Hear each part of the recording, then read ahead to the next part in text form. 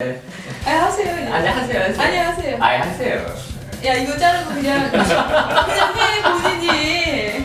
내가 이거 아까 참고문 줬잖아.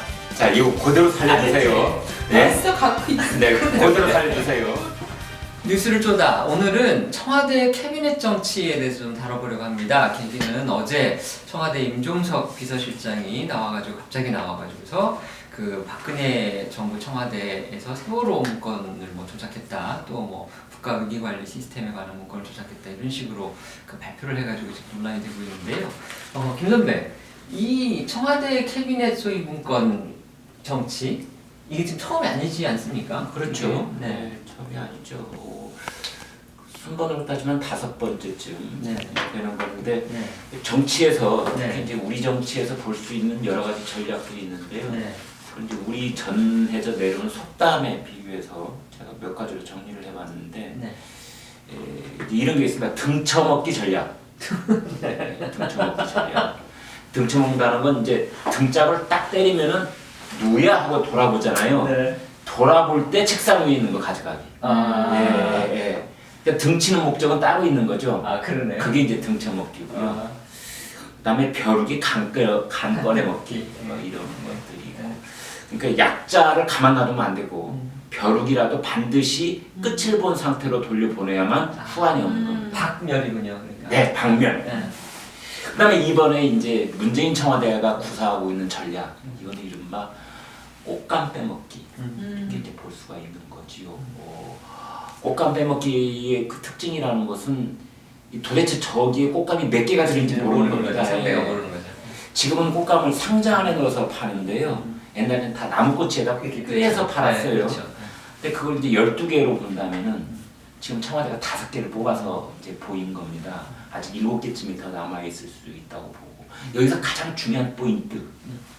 꽃감은 호랑이보다 무섭습니다. 네, 그래서 호랑이라고 하면은 이제 검찰이나 법원을 우리가 떠올릴 수가 있는데 사실은 검찰이나 법원보다도 지금의 야당 의원이나 박 전 대통령이나 기타 등등이 더 무서운 것은 호랑이보다 법원이나 검찰보다 바로 청와대가 새로 발견했다는 또는 국가기록원에서 이런 게 있어서 하고 메모해 왔다는 그게 새로운 꽃감으로 무섭게 등장하고 있는 거죠.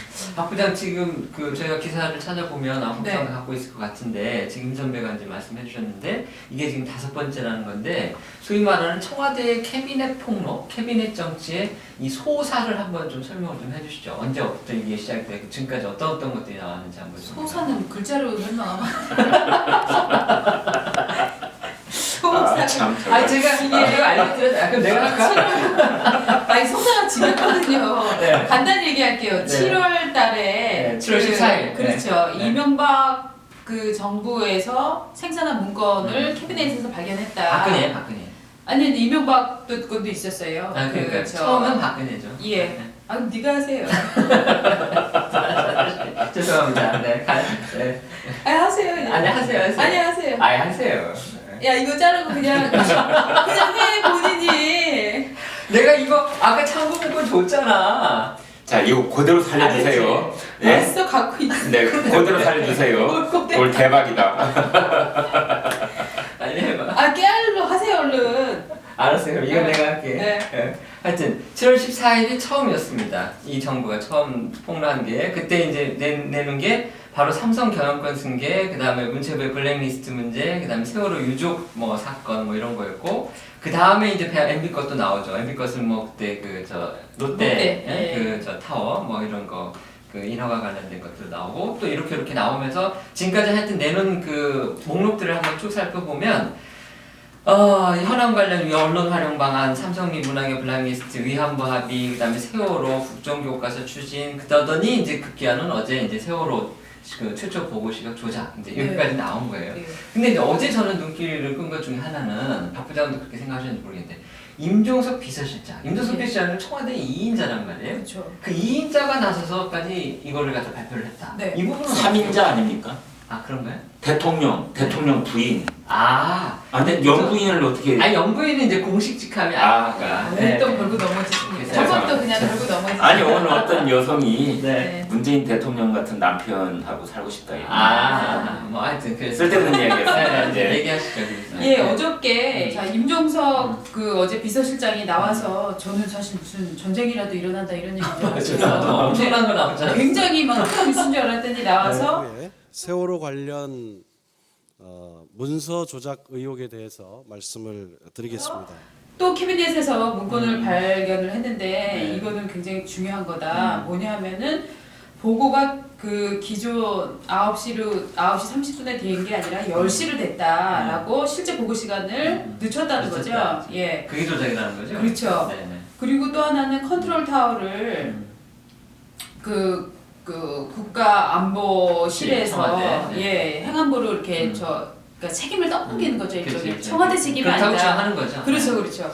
그렇게 지금 보고가 나왔는데 이 서류를 얘기를 하면서 코멘트한 부분이 되게 놀라웠는데 가장 참담한 국정농단의 표본이다.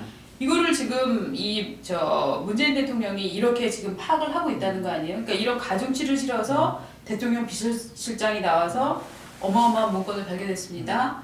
시간을 조작했고 또 그 주무부처도 그 주관하는 부처도 책임이 어디에 있는가 하는 부분도 조작을 했습니다. 그런데 이거는 가장 참담한 국정농단의 표본입니다라고 얘기를 하는 건 일종의 이 문건을 갖고 정치적인 어떤 방향을 갖고 핸들링을 하겠다는 의도가 보이잖아요. 본인들은 아니라고 하지만. 예, 바로 그것 때문에 많은 분들이 그 굉장히 분노를 한 분들이 있는데 두 사람인들이 있죠. 정말 또 박근혜가 시작은 조작했어라고 화를 내는 사람들이 하나 있고 그렇죠.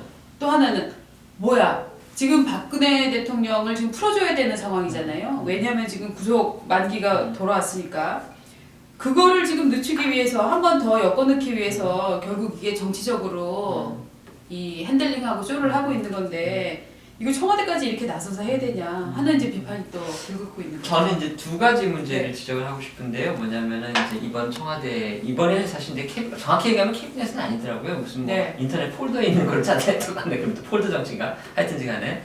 근데 이제 두 가지 문제를 지적을 하고 싶은데 첫째는 네. 뭐냐면 이게 어쨌든 대통령 기록물법에 의해서 대통령 전임 청와대에서 생산한 문서를 갖다가 거의 대부분이 아니라 거의 통째로 네. 대통령 기록원에다가 입안을 해가지고 거기서 다 분류를 해가지고 공개하지만 하는 예. 그런 거나 있는 걸로 저희는 법적으로 예. 알고 있는데 계속 청와대가 이렇게 자기들의 자의적인 판단에서 이건 기밀이 아니다, 뭐 네. 기밀로 분석 안 됐으므로 우리가 할 수 있다고 봤다, 자기들이 다 판단해서 재단에서 한다는 건데 네. 이게 자기들도 나중에는 전임 청와대가 된단 말이에요. 그렇죠. 그러면 임기 끝나고 나서 다음 청와대가 이런 일 했을 때 자기들은 그러면 가만히 있을 것이냐, 네. 왜 이걸 역지사지를 못하는지 우선 그게 하나가 걸리고, 두 번째는 내놓는 내용이 전부 다가 물론 뭐 그런 전임 정권이 좋은 거면 물론 안 하겠지만 그건 어떻게 보면 당연한 거긴 한데 계속 다 전임 정권의 어떤 칩으로 비칠 수 있는 거. 네. 그 다음에 그것이 만약에 사실이라고 할 경우에는 예. 전임 정권에서 온갖 정치적 비난과 책임이 집중될 거를 갖다가 다 하니까 네.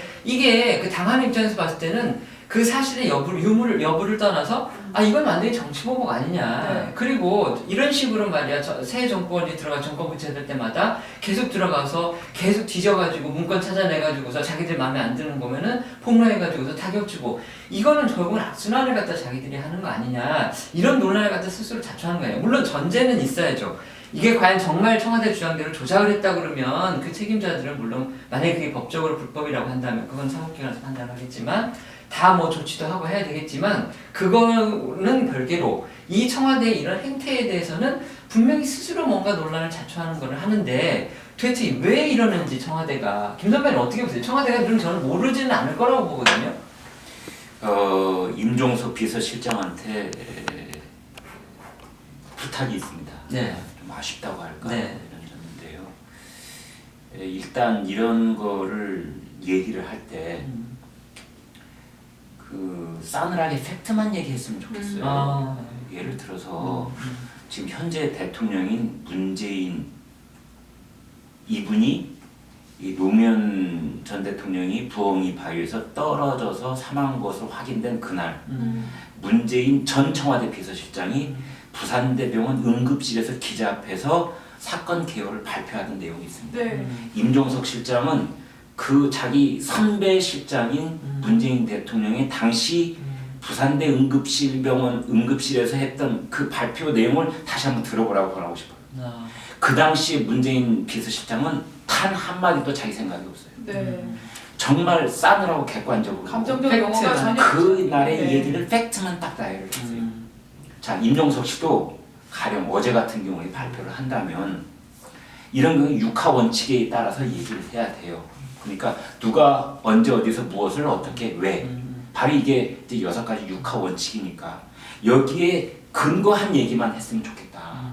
그러면 이 지금 국정농단의 뭐 참담한 국정농단의 표본이다. 참담한지 아닌지 그 앞에 가장도 있어요. 가장인지 아닌지 농단인지 아닌지 그렇죠. 이건 국민들이 판단하는 거죠. 그렇죠. 그렇죠. 왜 실장이 자기 입으로 이게 참담하다고 얘기를 하단 말이에요. 그 다음에 육하 원칙으로 점검을 해 나갈 때 누가 부분이 해결이 안 되면 그러니까 누가 만들었는지가 아직 불확실하면 제 생각에는 발표하면 안 돼요. 아니 누가 만들었는 문건인지가 불확실하고 그게 김기춘인지 당시 안보실장인지 당시 누구 뭐 안보 라인의 어떤 비서실장 비서관이 고친 것인지 불분명하면 좀 놔둬라. 다음에 지금 이 청와대가 하는 일도 그렇고 더불어민주당이 하는 일도 그렇고 지난번에 이재용 삼성전자 부회장 항소심 공판 무렵에는 이재정 민주당 의원이 국가기록원에 가서 메모해 왔다면서 또 이건희가 왕이고 이재용이 세자고 뭐 이런 거 민정실에서 만들었다면서 또 그 문건 흔들었거든요. 그렇죠. 자, 한 사람은 당에서는 메모했다면서 와서 흔들고 청와대에서는 찾아냈다고. 폴더에서 찾아냈다면서 박근혜 전 대통령 구속영장 그게 딱 맞물리는 시점에서 또 이런 걸 내놓고 왜 참외밭에서 신발끈을 메고 왜 어디 가서 또 각끈을 고쳐 메고 하냐고 말이에요. 그걸 무릅쓰고도 하는 건지. 다음 마지막으로 이 사람들은 매우 불행한 교훈을 지금 남기고 있는데 이제 앞으로 4년 반 뒤가 될지 언제가 될지 모르지만 정권 교체가 일어나면은 청와대에서 나가는 팀들은 이제 컴퓨터 전다 파기하고 나가고 캐비넷 다 불사르고 나갈 겁니다. 이런 교훈을 지금 남겨놓고 있어요. 인수인계라는 건 이제 우리나라에서 사라지는 게 아닌가 이런 생각이 듭니다. 박 부장은 저는 그거 한번 여쭤보고 싶어요. 근데 이제 이거를 거기서 자기들이 공개한 거에 그치지 않고 네. 급기야 대검에다가 이걸 했다가 수사 의뢰를 그렇죠. 했단 말이에요. 예. 이 수사 의뢰를 했다는 것이 예. 지금 우리 박 부장님 소개했던 대로 가장 참담한 국정농단의 표본이라고 네. 다른 사람도 아닌 대통령 비서실장이 공식 마이크를 들이대고 국민 앞에서 이미 규정을 해놓은 거를 네. 검찰에다가 수사를 했다. 그러면 이미 결정이 정해져 결론 내리고 했다고 이거 보여지는 거 아니에요? 어떻게 전형적인 봐요? 검찰의 벌건 수사 방식이잖아요. 이를테면 네. 저를 구속했어요. 폭행죄로.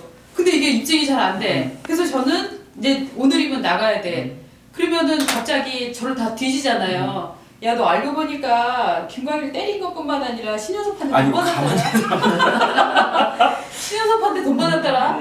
이렇게 해서 지금 엮어넣어갖고 계속 그 연장시키려고 하는 거잖아요. 저는 이번 조치가 정말 드러내놓고 정권이 대통령이 별건 수사에 개입하는 경우라고 보거든요. 그럼 왜 이 별건 수사를 해야 되느냐? 가장 두려운 거는 어쨌거나 뭐 지금 뭐 대통령 지지율이 굉장히 높지만 반대로 대통령을 정말 싫어하는 열광적으로 싫어한다는 표현이 가능한지 모르겠는데 정말 온몸 바쳐서 싫어하는 분들도 계시잖아요. 자, 박근혜 대통령 삼성동 자택으로 돌아가면 어떤 일이 벌어질까요? 이분들 거기에 아마 다 몰려와서 거기서 숙식 해결하면서 집에 안 돌아갈 겁니다. 그러면 박근혜 대통령은 삼성동에 앉아서 메시지를 보내겠죠. 일종의 사저 정치를 또 시작을 하겠죠. 뭐 되게 예견된 수순이니까. 자, 한 가지만 더 그런 붙이고 게 이제 싶은데 싫었던 것 같아요. 네, 예. 말씀 중에 네. 이제 바로 박근혜 전 대통령 지금 이제 구속을 연장시키느냐 마느냐의 그 법률적 다툼을 벌이고 있는 혐의 내용 중에 세월호는 사실은 안 들어가 있어요. 그렇기 때문에 어떻게 보면은 이제 법원이 구속을 연장시키는가 이거를 이제 생각을 할 때 이거 별로 관련이 없어 보이기는 하나. 그대로 믿을 사람은 아무도 없는 거죠. 그래서 이제 이 영장을 지금 뭐 결정을 내려야 될 이 재판관 입장에서는 연장을 하려고 했는데 청와대가 이렇게 나오니까 왜 우리 반항 심리 있잖아요. 그렇다면 오히려 그냥 풀어주겠다. 이거 괜히 쓸데없는 얘기. 근데 이건 저희 컨텐츠가 아마 릴리즈가 된 시점에는 이미 구속에 대해서는 결정이 나 있을 네. 겁니다. 그래서 그 부분에 대해서는 저희가 좀 이 언급을 하는 것이 조금 좀 그렇기는 해요. 근데 하여튼 박 부장 말씀대로 지금 어쨌든지 간에 검찰에다가 뭔가 메시지를 주고 그다음에 사법부한테 대해서 그 청와대가 어떤 메시지를 주려 한다. 이런 오해를 사니까 충분하다라는 지금 얘기를 하시는 거잖아요. 그 오해를 오해에도 불구하고 내기를 가겠다는 그렇죠. 의지를 네. 천명한 거죠. 우리가 지금 하는 얘기 청와대가 알고 있음에도 네. 불구하고 하는 그렇죠. 얘기거든요. 그렇죠. 예. 그러니까 거기서 뭔가 청와대가 이 분위기를 몰고 가려고 한다. 네. 그래서 본인들은 이게 무슨 정치적인 고려는 전혀 없었다. 네. 우리는 그냥 팩트만 밝히려고 이거는 하는 거다. 그렇게 말을 하지만 결국 누가 봐도 이거는 정치적인 의도가 거기에 개입돼 있고 네. 어떻게 정치적인 의도가 개입이 없이 청와대 비서실장이 나와서 하겠습니까? 청와대 비서실장이 나와서 한다는 얘기는 결국은 대통령이 시켜서 대통령이 재가를 받아서 했다고밖에 볼 수가 없고 네, 당연히. 그래서 다른 사람들은 다 이게 이건 대통령의 뜻이구나 이렇게 볼 수밖에 없는 거거든요. 그래서 저는 아까 뭐 두 가지 문제점을 제외했지만 거기다 하나 더 지적을 한다면 대통령이 계속 이런 식으로 청와대가 이런 식으로 계속 뭔가를 갖다가 좀 뭐 이렇게 만들어간다고 그럴까요? 정치를 네. 이것도 사실은 공작이잖아요. 공작이 뭡니까? 공작이 만드는 거잖아요. 네. 이런 식으로 계속 뭔가를 갖다가 만들어가는 인위적으로 뭔가를 분위기를 몰아가고 뭔가 팩트를 갖다가 어디에 계속 갖다가 맞추려고 하는 그런 식의 이걸 내가 공작 정치라고 하면 너무 기분 나쁘려나요? 청와대에서? 꽃감이 이제 7개가 아직 더 남아있기 때문에. 그러니까 이런 식의 그 행태를 보이는 것이 과연 대통령한테는 좋겠느냐. 대통령 자신도 그 부분을 청와대도 좀 생각을 해봤으면 좋겠다는 생각을 하는 겁니다. 근데 하여튼지 간에 다 생각해보고 지금 하는 거라니까. 뭐 그럼에도 그러겠죠. 불구하고. 근데 아. 하나 찝찝한 거는 근데 네. 왜 그렇게 박근혜 청와대는 이렇게 뭔가 부실해요 사람들이? 왜 이런 거를 이렇게 하나도 치우지도 않고 불을 안 짜질러버리고 아니 그러니까 캐비넷에 그 뭉탱이로 몇백 쪽을 남겨놓고 가고 라이터가 없었던 거 아니에요? 아니 그 기간도 굉장히 충분했잖아 솔직히 네. 나가면서 기간도 충분했고 아니 그런데 지난번에 청와대가 네. 저희 꽃감 빼먹던 그 네. 와중에 그런 얘기를 한 적이 있잖아요. 청와대에 네. 남아있는 모든 문건을 전수조사했다. 네. 이게 몇 달 전으로 기억이 나는데 네. 그때 왜 안 나오고 이제 지금 자꾸 나오는 거예요. 청와대가 그때 처음에 7월 14일 날 그 발표할 예. 때도요 사실은 이게 3일 날인가 발견을 다 해놨는데 네. 묵혀놓고 기다리고 잡고 있다가 확 터뜨렸다 그때 그런 얘기도 있었거든요. 예. 아 김치냉장고인가 보다. 숙성 숙성 시간이 필요해요. 숙성이 되면 이제 끝내고 숙성. 근데 그때 김치 냉장고 얘기를 들으니까 네. 그냥 확 이해가 되네. 네. 그때도 7월달에 그때 묶여서 한 것도 네. 삼성 그 경영권 승격 그거 관련해가지고 결정적으로 뒷받침해 주려고 탔다 네. 그런 뭐 나는 자꾸 아. 오해라고 할게요. 나는 청와대 편을 들어주는 네. 건가 이렇게 되면? 묵은지 전략인가? 하여튼 그런 거였는데 이번에도 딱 구속 결정 하루 전에 그냥 네. 갖고 있다가 막 탁 터뜨려 버리는 도대체 이게 김치 뚜껑을 열 때가 되었어. 너무 영리해서 그런 건지 아니면 너무 뭘 몰라서 네. 그냥 무대뽀라서 이런 건지 네. 난 청와대도 그렇고 박근혜 정부의 사람들도 문제지만 이 청와대 사람들도 뭔가 좀 너무 정치하지 못한 정치를 하고 있는 거 아닌가 싶어요. 제가 하나 여쭤봐도 돼요? 네. 근데 박근혜 대통령을 왜 이렇게 전 대통령 나오는 걸 무서워해요? 왜 이게 무서워서 그런 거예요? 귀찮아서 그런 거예요? 꼴보기 싫어서 그런 거예요? 왜 그런 거라고? 아, 이 핵심 포인트 같은데요. 어? 저는 혹시 무서워하는 거 아니에요? 혹시 어? 무서워한다? 예. 저는 복합적일 것 같은데요. 박 전 무섭게- 대통령이 절대 구치소 울타리 밖으로 나오는 일은 없게 하라. 무섭기도 하고 네. 귀찮기도 하고 네. 싫기도 하고 짜증나기도 하고 어. 다 나는 복합적인 것 같은데. 네. 그러지 않겠어요? 지금 문재인 대통령 입장에서는? 폐위된 왕이 원군을 이끌고 다시 한양을 향해서 지쳐 들어올까? 그런 건가요?